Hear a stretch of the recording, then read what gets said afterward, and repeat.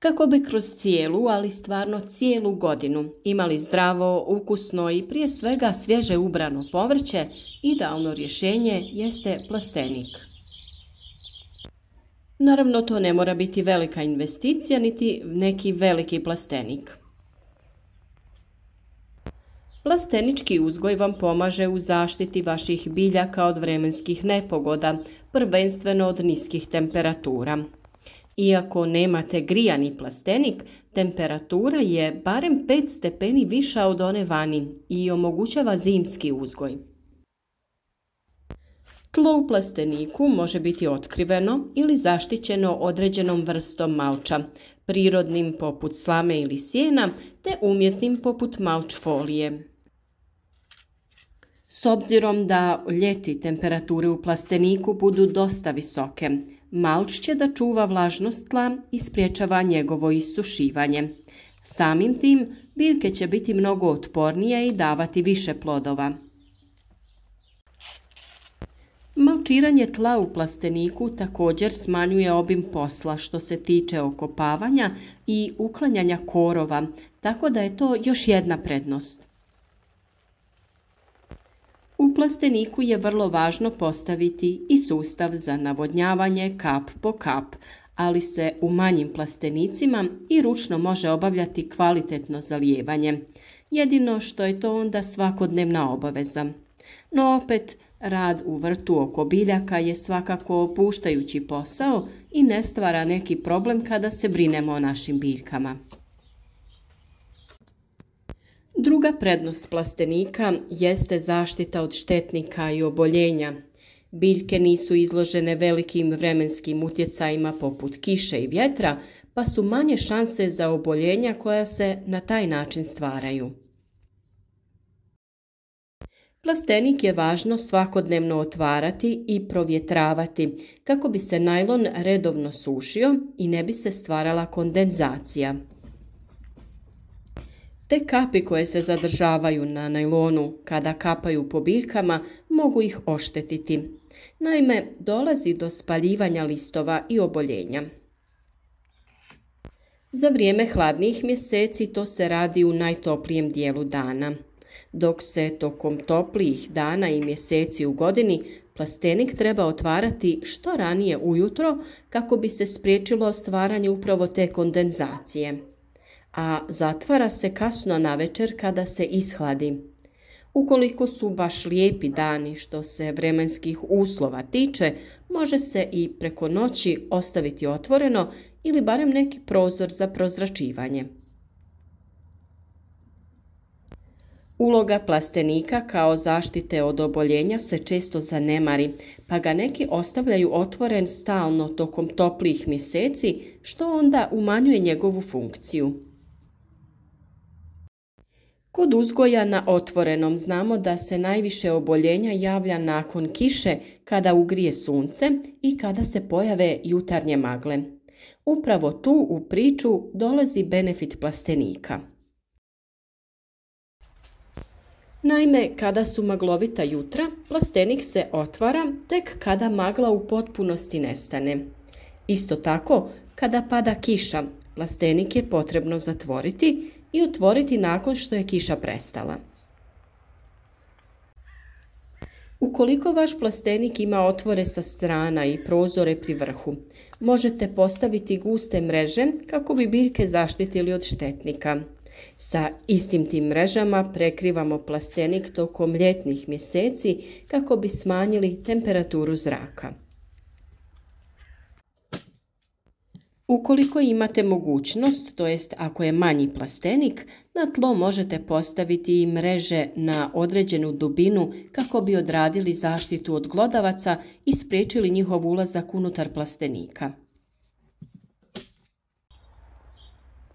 Kroz naše video savjete često pričamo i o uzgoju biljaka u plasteniku i na otvorenom, pa ćete sigurno pronaći mnoštvo savjeta koji će vam pomoći. A sve što uzgajate na otvorenom bez problema možete uzgajati i u plasteniku. To se pogotovo odnosi na period od aprila do septembra. Biljke koje su osjetljive na niske temperature i mraz se uzgajaju od početka aprila pa do kraja septembra, ovisno od vremenskih uslova pojedine godine i područja gdje se vi nalazite. Sezona uzgoja tih biljaka se može krenuti i malo ranije, ali je potrebna dodatna zaštita u obliku agrioplatna kako bi se osigurala još koji stupanj viša temperatura.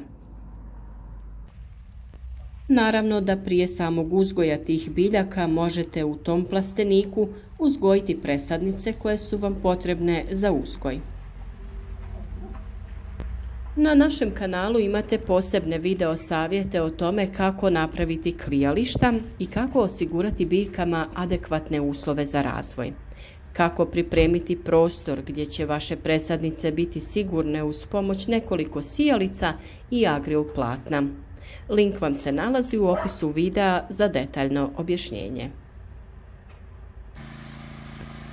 A kada u jesen najave pad temperature, vrijeme je da se plastenik očisti, poberu svi preostali plodovi i krene priprema za zimski uzgoj. Popravite stanje tla sa dodavanjem stajnjaka, humusa ili glistinca, možda nekog drugog prirodnog hranjiva koje imate dostupno.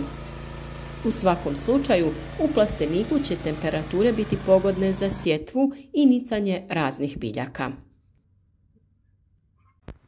One koje mi redovno uzgajamo tokom zime su crveni luk, salata, blitva, špinat, radič, rukola, rotkvica i te slične biljke. One u ovim uslovima lijepo niču i napreduju. Kada su blage zime, dužina njihovog uzgoja se smanjuje i ranije dođe vrijeme za berbu. Berete ih sve do proljeća kada dođe vrijeme za uzgoj presadnica. Vjerujem da ćete ih sve već i potrošiti do početka aprila kada dolazi vrijeme za pripremu za ljetnu sezonu uzgoja. Naravno da se plastenici neke optimalne veličine vrlo efikasno mogu iskoristiti i za dodatnu zaradu, pa u vrijeme kada nema nekog izobilja u vrtu možete uzgojiti svježe povrće za prodaju. A naravno u zimskom periodu jedna korpica listova raznog zelenila osigurati će sve za jačanje imuniteta, a biti će i idealan poklon za drage ljude. U plasteniku se malo teže održava plodored, pa je važno redovno nadoknađivati hranjiva u tlu koje biljke iscrpe tokom sezone uzgoja. Također, stanje što se tiče štetnika na biljkama u plasteniku nije idealno, pa dođe i do pojave lisnih ušiju, tripsa i sličnih nametnika. Pa zato, kao i uvijek, preporučili bi vam da na vrijeme, to jest preventivno, zaštitite vaše biljke. Naravno da sve kreće od dobro pripremljenog tla i jakih presadnica. Biljka koja ima kvalitetne uslove u tlu je jaka i otporna, a mnogo je prirodnih preparata koje možete preventivno koristiti za zaštitu i sa njima morate krenuti na vrijeme. U opisu videa će biti linkovi za naše preporuke i recepte pripreme prirodnih preparata. Najzastupljenija je svakako kopriva kao zaštita i prihrana, tu je i soda bikarbona, pepeo, te nim ulje i mnogi drugi. Svakako za sve detaljne savjete ostanite uz nas jer vas sve to očekuje u narednom periodu. Na našim biljkama ćemo da vam pokažemo primjenu i pomognemo vam da i vi budete jednako uspješni.